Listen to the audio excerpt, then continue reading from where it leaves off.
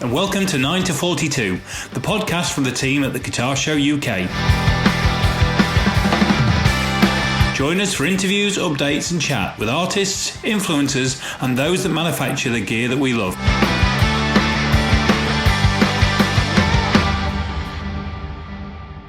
Hello and welcome to 9 to 42, which is the podcast from the guys at the Guitar Show UK. And my good friend Jason Hunt is a little Grinch-like this morning as we record just in the run-up to Christmas. Jason, what's the hell is wrong with you? Mainly that I've been out drinking 3 of the last 4 days because it's Christmas. And I'm just too old to drink for 3 out of 4 days, frankly. Is that it? Yeah, I'm just a little bit battered. Yes. Oh, I was feeling really concerned about you. I thought it was a work thing. I thought it was a stress thing. I thought stuff was going on. And you've just been burning the candle at both ends. Yeah. Right. Sorry. No, it's fine. It's fine. I mean, I've long known you were a little bit wussy, but I didn't know it strayed this far. We're talking to you before Christmas, but you're hearing this in the new year. So I suppose we ought to do. What do we do now? Do we wish everybody a happy new year? Yeah, should we a happy Christmas? Merry Christmas, happy New Year. Right, they are. That's both of those salutations in 3 seconds flat from Jace. I'll try and put a bit more feeling into this. Happy New Year, everybody. I hope you have a warm and prosperous New Year, and I am more caring than Jason. Let's get on to our first guest of 2024. First time I've said that. And we've just had a long conversation about surnames. So we're going to start with surnames. We have Digital John with us. But because I was brought up well, I feel I need to give you surname. And that's just we have taken the lid off something, haven't we? Talk to us about your surname. So it often causes me a lot of awkward interactions when people don't know how to pronounce my surname. Digital John often is the easiest and most common interaction I have when people, bump into me or whatever. But yeah, my surname, Connearn, is a simple sounding word, but on paper, absolutely flummoxes people. Like, they're just completely, buckle and how do you say that thing? So we were just talking a minute ago about how it should be spelt to be pronounced Connearn. And I think it's kind of spelt the way... This is going to sound so salty. It's kind of spelt the way it sounds. It should be pronounced. Yeah, but because, if it was... So, for those listening, my surname is Connearn, right? Connearn, which is basically like Connor with an N on the end. That's how you pronounce it, Connearn. So, if it was Connearn, that would be Connearn, which is not it. If it had 2 N's, that's Con. So far, so good. That's half of the word sorted. We're literally 50% there. And then the second half is just earn. Earn. Another well-known British word used very commonly. And I've lived with the thing for my whole life, but I don't know how it causes people so much issue. Well, a couple of things here. Firstly, if everybody gets it wrong, it isn't the same as it's written. So you can be as salty as you like, but actually, if everybody's getting it wrong, then we need to look at the you being a little bit wrong, maybe not.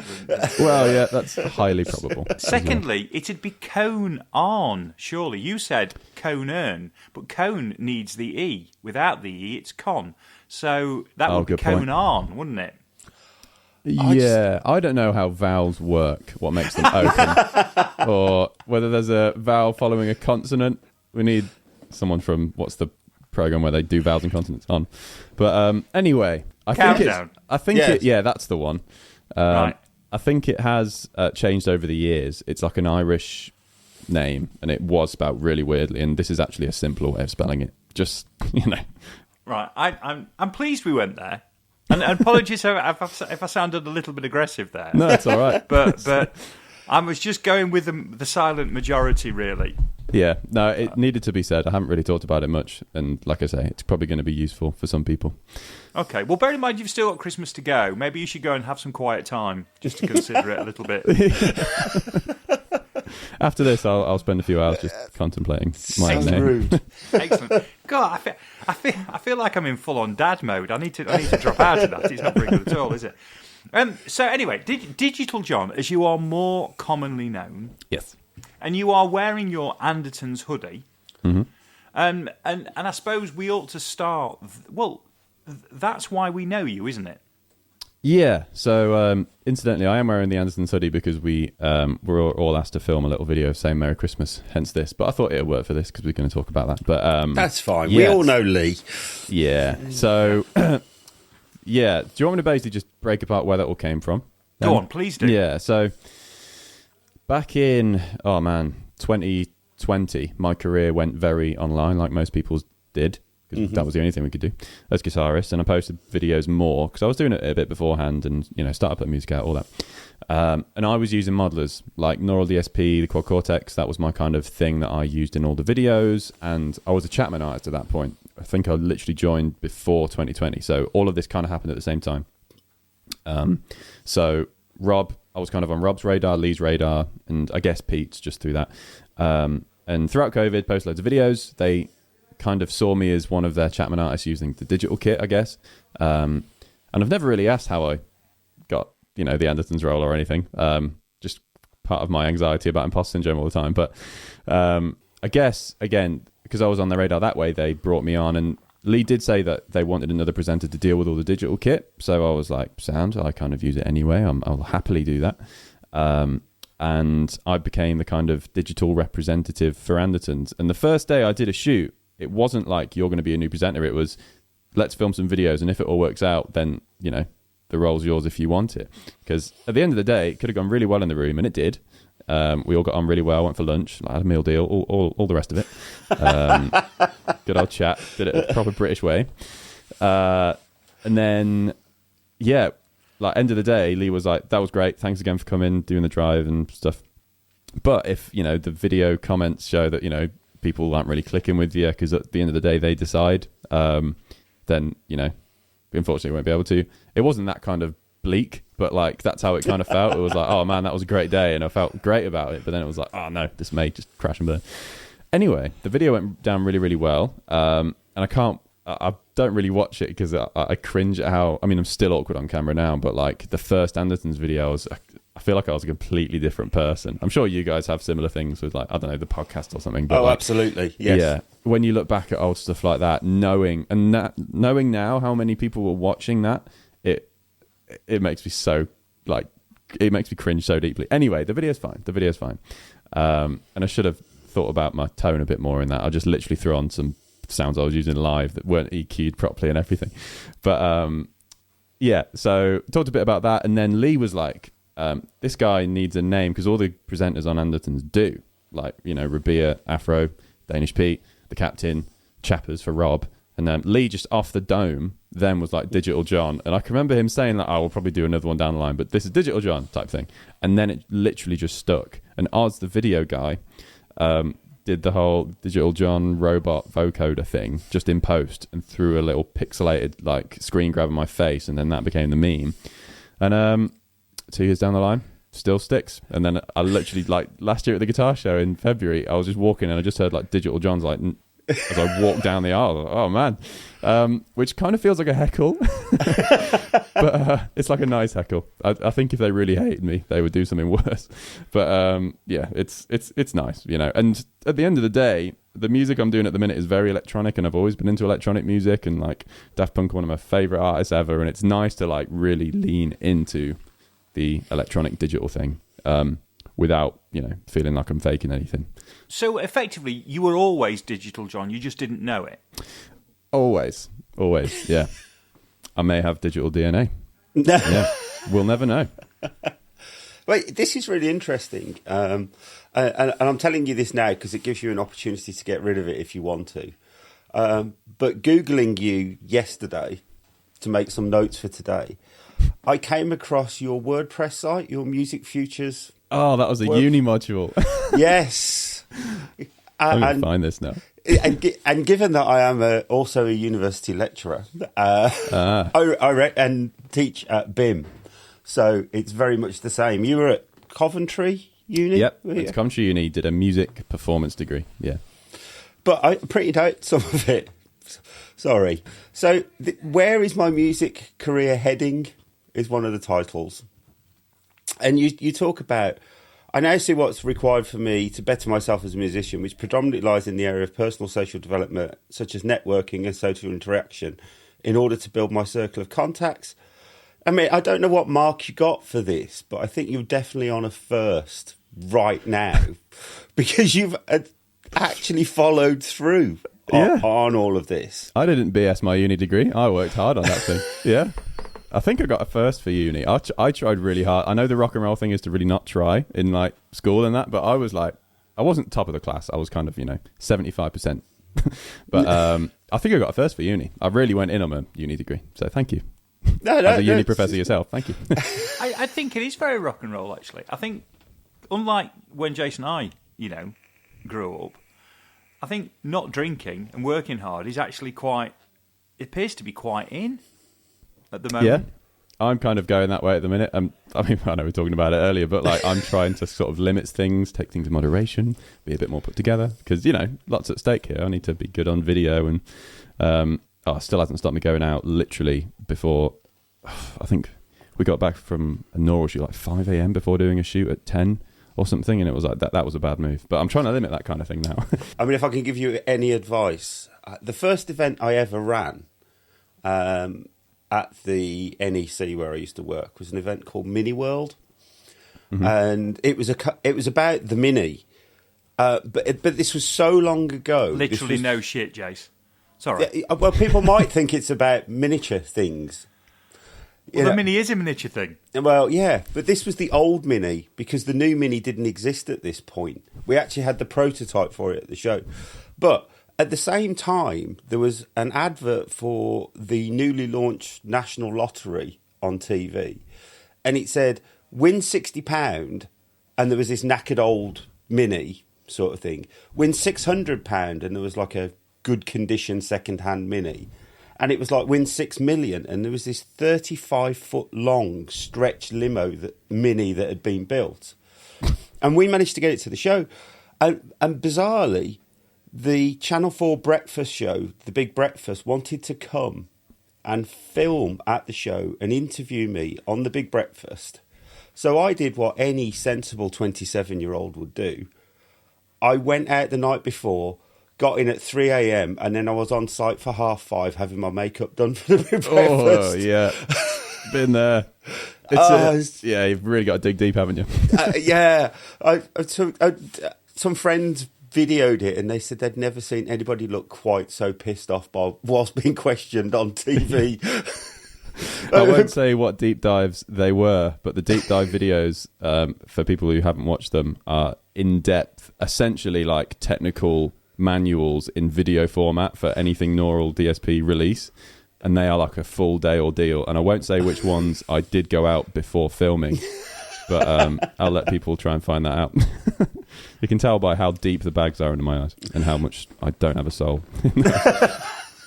So dragging you back a little then. So what we've discovered so far is we've discovered that Lee came up with Digital John, but actually you were always Digital John. So that's fine. I like that, by the way. And that you've got a degree in performing music. Yep. Okay. But what then happens in between the two? Because unless, what you're doing now with Andertons must take a large chunk of your life. But I guess your life wasn't empty before. Sure, yeah. So what were you doing, and then what's given to allow this to happen? I finished uni in 2018. That summer, I was still in a band. We were in a band since like 2014. So did the uni thing whilst being in a band. That was great. I'd recommend anyone who's listening, if you play guitar, be in a band while you're at uni. It's so much fun because you've got the kind of support group, especially if you're on a music degree, because then it just really kind of fuels itself. But that was good. Eventually, all of us did session work just to make money, which is kind of a natural thing. Because we're all like quite competent at our instruments, so we did that on the side because we wanted to do music at the end of the day. So I did that for a bit with different artists. We still did the band thing, but eventually it folded just because we were too busy doing other stuff. And then I started making videos on Instagram. Instagram kind of, and still kind of is my main platform. YouTube was a bit more daunting. YouTube, I think, will always be the number one for like I don't want to say number one for influence, but like the long form, like important stuff goes on YouTube. And that was just too daunting. But like 60-second clips of me playing guitar was very doable. And I can remember the first video I ever posted, I think it's still on my Instagram now, was a Mark Lettieri baritone cover when he started having them as demos on YouTube, and I just ripped it from YouTube, sorry Mark, before he had it as a sellable bit of music, and just covered it. And then, you know, Mark saw it, commented on it and stuff like that, and I was like, man, Instagram is actually really powerful to be able to make that connection. And Mark's still one of my favourite players, and that was kind of really exciting to think, oh man, I could do loads of other stuff from this. So didn't just do it to brown those other guitarists, but that was a nice first one to do. Like, started putting up a few different ideas, covers in guitar arrangements with like full productions of drums and stuff, which is really big. I think most of my progression has been done through making videos, whether that's for Neural Now or Andertons or something like that. Like, most of my progress comes from doing that and making music. So it's funny, actually. I only started putting music out because I didn't want to get copyright strikes. I wouldn't have done it if it wasn't for that. Like, I wanted to keep my Instagram profile, all the connections from that, but I didn't want to cover people's music with their audio in the video, because I would have got my account taken down. Would have been a right pain. So started putting my own music out, and then like that goes to 2020 when I started getting artist stuff and all that. But so that was basically from 2018 to 2020. I was a session musician, you know, doing wedding gigs, corporate gigs, artist gigs, a bit of band stuff before it folded, making videos on the side, and that was a couple of years. Oh, I was also a teacher. Forgot about that. That was a big part of my life. I taught at a Yamaha school. Got trained as a Yamaha guitar tutor in Solihull. And then I taught at a few unis, taught at Coventry University. I got asked back to basically be like a hourly paid guitar tutor there, which was very full circle and weird, but it was cool. It was fun. Because I felt like, I've just left this place. Why do they want me back? Like, you wouldn't ask a student to teach, but I guess they saw some value in me and stuff like that. So, and I guess I had some experience of wider stuff to, you know, teach the students and stuff. So anyway, taught at Cov Uni for a bit, couple of years. I think it was like 2019 or 20 to 2021, 22. So a good couple of years, but it wasn't much work. Like, you know, as Jason knows, like, uni lecturers are often in and out at music unis. Like, they're not there all the time. So it was a nice flexible role. And then I taught at another university called Nexus, which is this music institute in Coventry. There's loads of gospel stuff, and it was really like great to get my teeth into that course's content, because all of these tutors who had come in and out had literally dumped their whole brains into these PDFs of guitar stuff, and I just absorbed it over the couple of years, and I got way better as a guitarist from teaching. Like, so much like progress happened in those years. One, because I had to not look like I'm, you know, lying when I teach people. Like, I want people to feel like they are being taught by someone who knows what they're doing, even though I don't feel like I know what I'm doing. I want to be able to, you know, do stuff genuinely when I teach it. So I had to get better through that, but also just, you know, you taste, in inverted commas, a lot of things when you're a teacher, because you have to give these students a variety of stuff to learn. So yeah, I taught as a university lecturer from about 2020 to I finished in March last year. So I finished the month after the guitar show that just went. And I had to reduce my days over those years as things got busier, but there was an insane period where I was like doing neural shoots, driving down to London for those, Andertons, teaching in both universities, and gigs and stuff on this. I had basically like 7 different things going on at once, and I almost like lost my mind. And that was when I was like, okay, I should kind of bring the teaching back and do this other stuff that's a bit kind of rarer. I don't want to say, like, if teachers listening to this, like, it's not the goal, but for me, it's like the rarity of Andertons and the neural work and all that other stuff kind of seemed like the thing to pursue because it's such a rare opportunity. And I still kind of get to teach through the videos I do and clinics and stuff like that. So I've got a nice balance at the minute. But yeah, I mean, I think the teaching will always be there if you want to go back to it. Right. You know, so, and there's so many institutions now that just didn't exist when I was 18. You know, I think I'd have killed to have gone to a BIM or an ACM or something when I was 18. Yeah. But, you know, it just wasn't available. So, yeah, I don't blame you at all. I mean, who knows where this kind of like YouTube thing's going to go over the next 10, 20 years. But the universities will always be there. So, you know, and they're always crying out for people who can actually teach, because it's not just being good at what you do, it's being good at being able to impart the knowledge that you have that enables you to do what you do is the difficult thing with teaching. So yeah, it's probably the wisest thing to do. Yeah, and I feel like it's genuinely the most selfless form of being a musician. Like, being a musician is very like me quite a lot of the time. Here's how fast I can play, here's what I can do, watch it, everyone, let me put it on the internet for you to see. And it feels very much like that quite a lot of the time. And I was kind of thinking very deeply about it when I was stopping teaching, like, you know, don't have an ego. Because teaching is like how to not have an ego. It's literally just like, here's what I know, you learn it and take it somewhere better, kind of thing. Yeah, and I think that's really valuable. Absolutely. I mean, I don't teach guitar because that would be horrendous. Because the first lesson would be your strap's too short, longer, longer. You're supposed to look cool on stage. Yeah. I teach event management, but I've learned more teaching about event management than I ever knew before. I mean, you know, I could do the job and everything before, but like, when you're teaching it, you have to talk about the theories behind it. And it's like, there was no theory. It was just gut instinct a lot of the time. You know, so I do think it does make you better at whatever you do if you're teaching it as well. And like you say, you don't want to look a dick in front of the students that you don't know the answer either. So you do a ton of research. Absolutely, yeah. And the good thing about the roles I did, I could kind of just teach what I had experienced rather than meeting a curriculum. Yes, there was a curriculum to meet, but I could kind of transfer that info in my own way and kind of cut stuff out if I didn't think it was relevant or whatever. So it was great. I didn't have to fake anything because I'm really bad at faking it. You know when people say like fake it till you make it? I've never understood it. I kind of get it on paper, but like if you fake it and then you make it, it's like you're going to have made it with loads of people realizing you're faking it when you haven't done it. Like, do you know what I mean? Like, if I have been faking it up to now, people would have clocked it. And I still make mistakes and stuff, but like it'd be so scary, like being a musician with a high profile who like can't improvise or something like that, or like jam with other musicians. Not that everyone has to be able to do everything, but like, fake it till you make it kind of got lost on me. So from the ground up, I've kind of been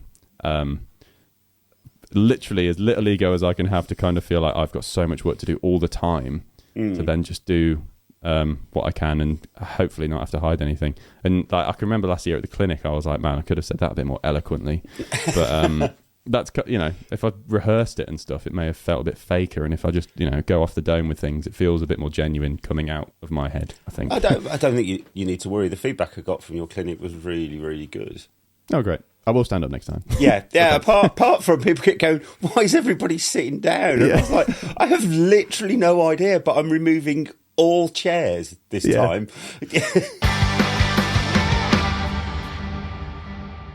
There was such an element of calm when you came in and you plugged in and you because Danish Pete had been had a nightmare because he'd bought half the world with him.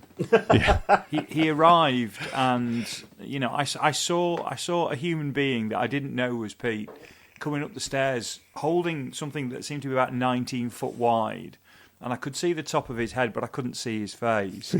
And then he literally spent, you know, 20 minutes trying to get the 420 things that he brought with him to actually plug together and to make a sound. And he was dripping sweat. He was absolutely dripping sweat.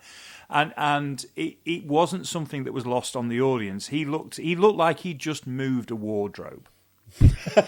And you strolled in, you know, with essentially nothing, with a little box, and you plugged in, and you very calmly just proceeded to blow the room away. And the difference between the analog and the digital domain at that point in time could not have been better demonstrated than at that particular moment. Yeah, no, that's very kind, thank you. But with Pete, we literally every time we go to Andertons, there's a running joke of like us back and forth in like analog versus digital. Even like over pints after we've finished, we will still be on about the same thing. We'll just be having a little dig throughout the day. But I'm so glad that you've said that because I didn't see that, and now next time I see him, I can be like, remember that time at the guitar show when you had to wheel up about 400 tons of equipment? But yeah, like. The digital thing, man, it's the convenience. It outweighs any difference in sound for me. That's going to piss a lot of people off, but I still have, you know, analog kit. But for me, it is literally just the flexibility and convenience and the very minuscule amount of difference nowadays. Like, things feel different through an amp. That's just because they're an amp. It's not a studio monitor. It's not a set of headphones. Like, they're physically different things. Like, they're going to feel different. But yeah, that's funny. Thank you for telling me that. I'm going to have that in my ammunition. I love you. There was one point. He put a couple of amps on stage, and I said, "Are you about there?" And he said, "I think no, just literally a couple more amps and a few more boxes, and we're there." And I was like, "How many arms have you got?" Yeah. Well, when you're Danish, Pete, you can afford to have. I'm sure anyone would be like, "Yes, take our amp." Like, that's the other thing. But just so he'll speak to me again in the future. Once he got himself sorted and got over the first couple of minutes, because he ended up running slightly late, and then just started playing, he was sublime as well. So, he was great. I think he drew probably the biggest crowd I saw, and people were always coming up to him. Like, I saw him at the Chapman booth quite a bit, and went for a curry, and people always come up to him, super, super kind, and he has time for everyone, Pete, like, as if he literally is there to see that. Even at the airport, we went to Malta a couple of months back, and then we were at the Hard Rock Cafe in the Maltese airport, and then someone saw him there, and it was just like, and Malta was a tiny place. I don't know whether you've ever been. I didn't realise how small Malta was. And even at the airport there in the Hard Rock Cafe, someone knew him, and he was like super patient and kind. He is a real gem of a human. He is. He's been on here, and he was absolutely lovely. It was a joy to chat to him. Really, really was. But just in that moment, for 5 minutes, he looked an absolute wreck. Well, I felt one, but I'm glad I hid it. Well, not sweating. Not sweating to the point where you needed a receptacle. Is always a good idea. It's always a good look, that. I definitely need. Oh man, I was sweaty that day. I think everyone. It is kind of. I'm trying to think of the word. Not overwhelming, because it was like really cool to be asked to do it. Because I think I said to you, Jason, I've been coming to the UK Guitar Show since I was like 12. So the first time to do a slot on the stage was like kind of big internally for me. So there was a lot mentally riding on it. And then obviously to represent Chapman and stuff, when other people like Pete are there from Andertons, I'm the other Andertons guy. There was a lot going on in my head. So I'm glad I came across at least calm and collected, because internally I wasn't. And I felt like, again, I was rambling, just shooting from the hip verbally for the whole 45 to an hour slot I had. But I'll do it again in March, whenever it is. Come down. Yeah. It's funny, I did a gig on Saturday night with Steve Smith for the Marshall demo guy. Yeah. So James, who normally plays lead guitar, couldn't make the gig, so I asked Steve if he'd do it, and he was utterly brilliant. And I was chatting to him afterwards, and I said, did you enjoy it? What was it like? And he went, mate, it's just so nice. Like, you do a guitar clinic, and he flies around the world doing guitar clinics. He said, and it's just a room full of guitarists staring at you going, go on then, go on, impress me. This was just so nice just to play songs. Yeah. It's I that's why I still love doing gigs. Like, I still do weddings, corporate gigs and stuff. And the guys that I do that with are actually the guys in the band that I was in the uni days, since we were like, college kids.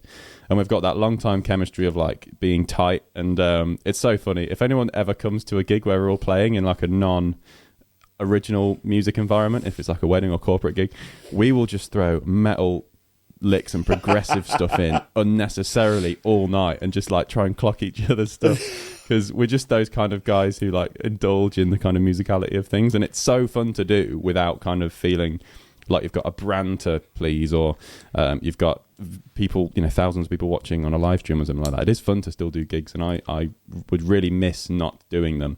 There is the kind of plan to do my original thing at some point with those two guys, like Alex and Harry, the drummer and bassist. But I think it's lost on people, the value of just doing gigs and kind of not having an ego about like doing a wedding gig, because I've got, again, so much better at just doing regular gigs like that, of just playing pop tunes. But I love pop. That's kind of what I listen to anyway, but pop and electronic music. And I get to try out new things. Like, what if I can only do this kind of lick in the C shape of this kind of cage system? Or like, I kind of give myself little meditative tasks to do. Or like, how long can I sit on this thing without trying to like do a thing in between, and just like, can I play like a sampled guitar part? And I try and practice that way now, because I don't get much time to just kind of practice with a metronome. Like, I've never really done that anyway, but so like guitarist Sudoku, really, then, isn't it? You're coming up with these little...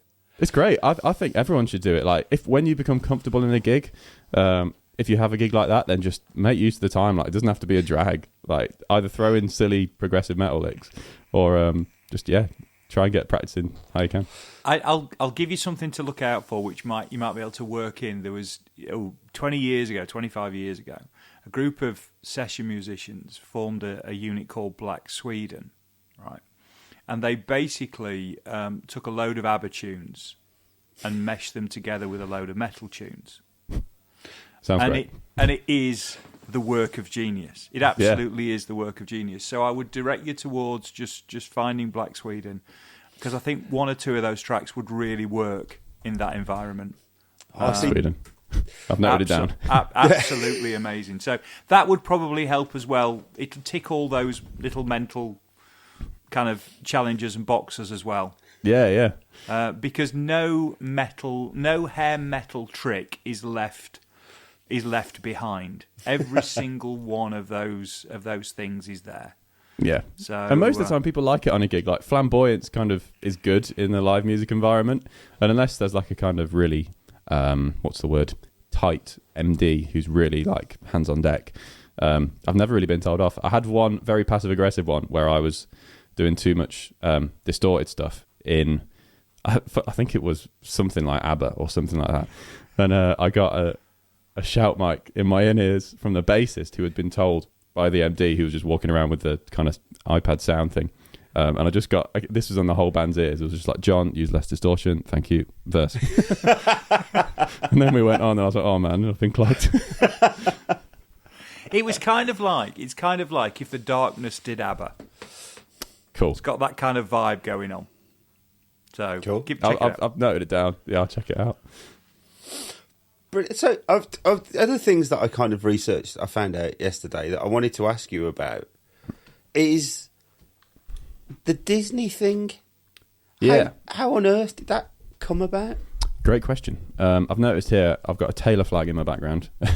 And it probably reads what I really like is that you've got your Anderton sweatshirt on, the Taylor flag in the background. I can see your Chapman guitar, I think, reversed headstock telly type thing. Yes, it is. Yeah. Oh no, it's a T. That's actually the first one I got, but yeah. Go very, very on brand. Well done. Yeah. Sorry, I'm trying not to be a sellout, but it's just I'm funnily enough get the Neural one in there. I'm also going through a quad cortex with this mic on a patch, going through a nice 1176 compressor as well. Anyway, what was it? Yes. Your question about Taylor and Disney, right? So, good question. Yeah. Back in 2020, like lockdown 2020, when everyone was still inside, I got really into just like nostalgia, I think. So I spent a lot of time with mum and dad, and it was a nice time at home. And then one night, I was just on YouTube on the TV in the living room downstairs, and I can remember like going through just random old film music, and then Disney Toy Story 2 came up with When She Loved Me. I don't know if either of you can remember Toy Story 2, but when Jessie... Yes. Yeah, when... We've got kids. We know Toy Story 2. Yeah. And I grew up with those films. Like they're very poignant in my life. All right. And, yeah, anyway, for those listening, if you haven't seen Toy Story 2, or if you have kids soon, you will watch it. Basically, Jessie, one of the main characters in this second film, looks back on the time with her owner, and it's a very sad song about like recalling all that and then not having it now.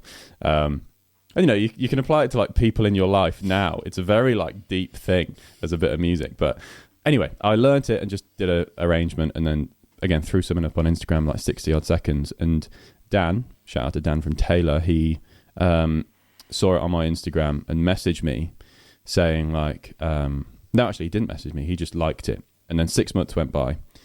Nothing happened. And then I woke up to a missed call from him and a voicemail saying like, hi mate, when you've got a chance, give me a call back. You'll probably not want to miss this. Yeah, give me a call back when you're good. Then I called him back, and he was like, I've just had a phone call from Disney. We're doing a thing with them, and they want to like work with you and record some songs for them. And I was like, whoa, that's kind of cool. So basically, they wanted a EP, which they ended up calling the Disney, something like the John Connearn sessions, like something very official sounding that went on Disney's Spotify, and it's still there, I think. And basically, they got me down to Old Chapel Studios. I don't know if either of you been to Old Chapel Studios. No. It's down in Portsmouth. It's not there anymore. Nice little studio. And Dan just brought a load of Taylor guitars for me to record this arrangement of the one that I did, but they wanted loads of old Muppets songs. I haven't watched the original Muppets film. I think I might have when I was so young, but can't really remember it. It's the original like Muppets film. So a few different arrangements of those Muppets tunes, and I did them as well. But they wanted the arrangement that I'd done anyway as this Toy Story track. So threw that on there as well as like the first one, and then that ended up getting playlisted on a Disney thing, got like 1 million odd streams in a couple months, and that's the only 1 million streams I've ever had, which is kind of cool. It's probably got a few more now, but that was just so crazy. And I feel like now looking back on it, the name of Disney is such a big name that, yeah, again, it wasn't like a film or anything, but as a guitarist, like there aren't many bigger brands other than like Apple or Amazon to like do a thing like that with and have your name plastered like all over the artwork. And again, Taylor, like I've used Taylor for years, played acoustics, it was all just great for it to overlap. But I feel like because of that, I'm now on the downhill slope of my career because I can't really top it. But it's nice to look back on, and I think it is still on Spotify. It's called something like Disney Guitar, the John Connearn sessions. But the main one I did was When She Loved Me, and that was recorded by Old Chapel, and yeah, a few Muppets tunes that I can't even remember the name of now are on there. But yeah, that was cool. I can't believe you've not watched the Muppets. I hope you've watched the Muppets Christmas Carol. I have watched that, yeah. Yeah, it's one of the greatest Christmas films ever. It is up there as one of the great. I was about to say that, actually, that we need to give a shout-out to the Muppets Christmas Carol, even though it's January. If they want to have you back for a Christmas edition, Disney, Walt, I know you're not listening, but if you are, sign me up. Well, he may be listening. Apparently his head's frozen somewhere. Might be piping music into him. I also noted a BAFTA Games Award. Yeah, that was cool. So that was literally a week after I finished teaching in March. A guy who I know who actually met at the guitar show. This is very full circle. So a guy called Aaron that I met at the guitar show. I've forgotten the name of his pedalboard brand. He's got a cool pedalboard brand where you can assemble the different blocks to create a sized pedalboard. Do you know how you've got pedalboards that can change size and various the Dario one, and he's got one that you can essentially construct specifically by sort of squares, so it's not as like longer and shorter. You can do the shape. Anyway, he had a brand like that at the guitar show, and I think we're just local guitarists in Birmingham, and he sort of messaged me, and we met up at the guitar show, chatted a little bit, checked out his company, and then the month down the line or something, sent me a message saying like, "Hi man, there's this gig going at the BAFTA Games Awards, and they need 2 guitarists. Are you up for it?" Because he's a guitarist, and he was doing one of the slots, because he used to be on the development team for Guitar Hero. I've forgotten which one back in the day. So he got a contact through that, I think, and they needed another guitarist. So he sent me a message, and there was an arrangement of these video game tunes that a DJ called Chipsel, I think, had just created, and it was literally a medley of all these video game tracks adapted for 2 guitars. So it was classic, like, shred metal with 2 harmonizing lead guitar parts, very distorted, all that. And just got a WAV file to learn my part. And it's literally 2 minutes. It's about 2 minutes worth of guitar playing. But we went down to London, took the train, got, loads of taxis, hotel. It was all paid for, champagne and that.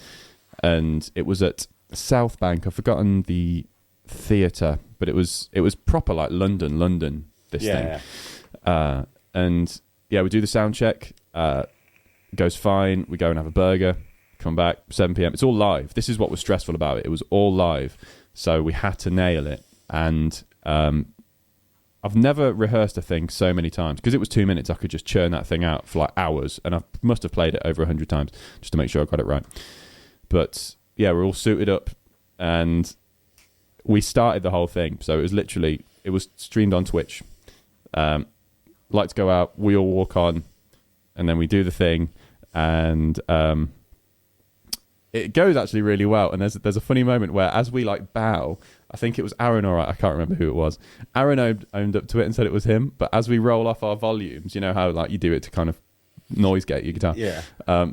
he clipped the open E string just before like the audience came in, and if you watch it back, you can just catch it, which I found was really funny. We like smashed everything, and then you just hear a little mip, and then but yeah, other than that, it was amazing, and it wasn't a big thing. But we got off, then had champagne, and then went to like after show. There was an after show, and ended up talking to some businessman who does a job, and like, you know how you've got cloudy memories of nights out. It was one of those. It was really wild.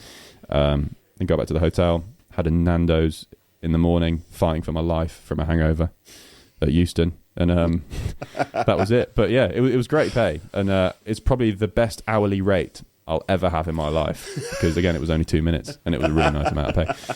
So yeah, that was fun, and it's wild. It's literally a month after teaching, I'm at South Bank London doing the BAFTA Games Awards. And what's even cooler, I found this the other day because someone told me, I think when they Googled Digital John or something, I have an IMDb page now. Wow. Yeah, which feels very cool. But it's literally just BAFTA Games Awards. But hey ho. Fantastic. I've heard a similar story of going to an award ceremony in London and getting to Euston, not Houston. Haven't got a problem. I did have a problem at Euston though. I was so hungover after the Kerrang Awards that I missed the first 4 trains. I just couldn't bring myself to walk through the doors and get on a train. I sat here at the front of Euston. You got all those like donut shops and coffee shops and stuff like that. I just sat shoveling donuts down my throat, trying to get my sugar levels back to normal. Yeah. That was me at Nando's. I got a table to myself, and I was just like, no one talked to me. Like, I ordered it on the app. I didn't even want to go. I couldn't stand and wait in the queue. I had so much carbs that day, and then man, it was rough. But a good night. So, what's next as we journey into the new year? Yeah, it's a bit random doing this in December, Jace. We need to think about this next time round, but I'll try and own it a bit better than that. As we move forward into 2024, what's next? So I'm finishing a lot of music now. I played quite a few tunes at the last slot at the guitar show and at NAMM. My main thing now is just making stuff. Like, I've been very brand oriented for the last couple of years, and I've prioritized that because, again, the rarity of the opportunities, doing the work with Andertons, Neural, it made sense to do those and put them first and get that sorted and become comfortable doing that. But like I said earlier, I produce quite a lot, and I feel like most of my time spent is either producing or writing stuff. Like, the editing and actual guitar playing is very little for content creation life now. Like, most of my time is spent in Logic mixing and getting better at that. So I'm going to make more music, and I've finished loads of stuff already and just getting the last few collabs in because I'm getting a few slots from, well, a few little additions from other artists and guitarists and stuff like that, but more on that later. So yeah, next year I'm going to prioritize obviously doing what I'm doing, but putting more music out under my own name and getting that going again, because I hadn't put anything out since the start of 21. And this whole Digital John thing is, again, as I said earlier, made me go a lot more into the electronic digital stuff. And it's very electronic, but I've enjoyed merging guitar and electronic stuff and making it almost more electronic than it is rock, but it's definitely got rock DNA in electronic clothes. That's how I'm kind of seeing it. And it's literally taken me a year of trying to figure out how to make that sound genuine and not weird and forced and kind of half-assed. But I don't know, people will be the judge of that, but it's been good fun. Yeah, so put more music out. What happened to the youth that put a picture up of American Idiot by Green Day? Was like, I love this album. I can't remember if it's on your Instagram or your Facebook page or something. I do love that. Yeah, it's a great album. That's the thing. All of those things are never going to go from my playing, and I'll always love a good power chord. Always. Absolutely. But yeah, I don't know. Like I said, Daft Punk have just been one of the big, I guess, influences. Like when Random Access Memories came out in 2013, that was the summer I left school.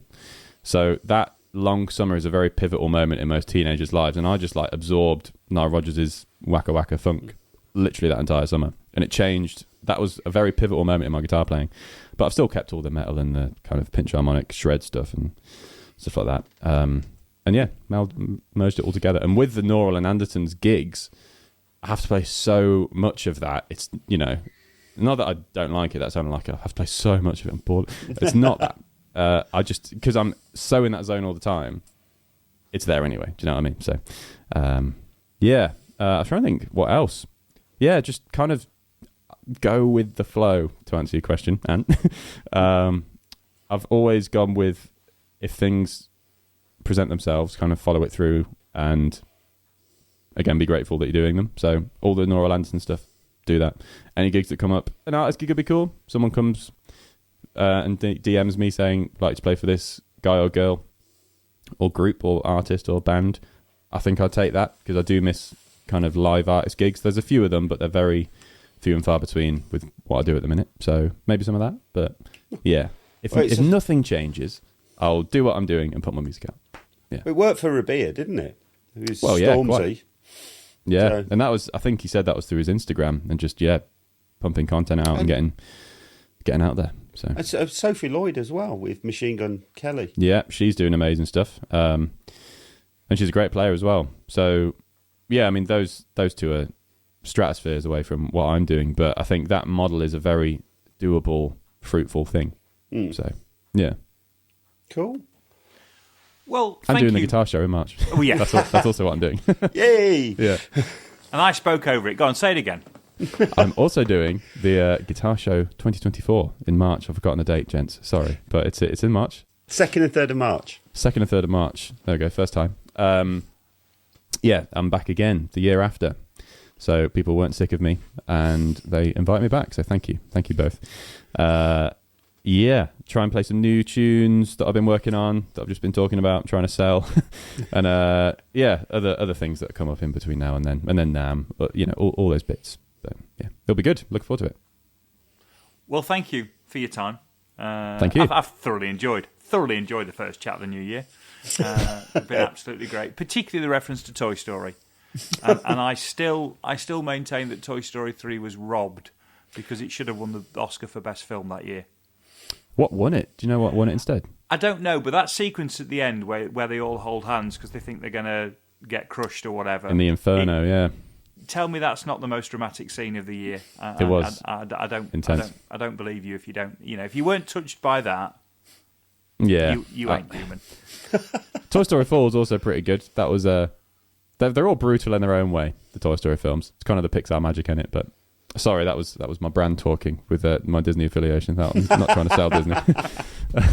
But yeah, shout out Toy Story. Good. And just checking, Disney, he's not changed his contact details, so if you want to get back in touch, just use the details you have on file.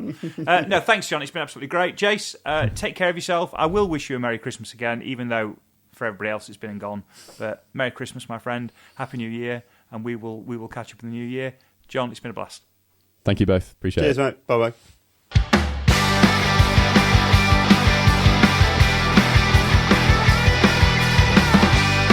Thanks for listening to 9 to 42, the podcast from the team at the Guitar Show UK. If you've enjoyed the show, then please remember to hit the subscribe button and share with other like-minded souls. For more information about 9 to 42, please follow us on Facebook, Twitter or Instagram at the Guitar Show UK. This has been an A Short Stories production.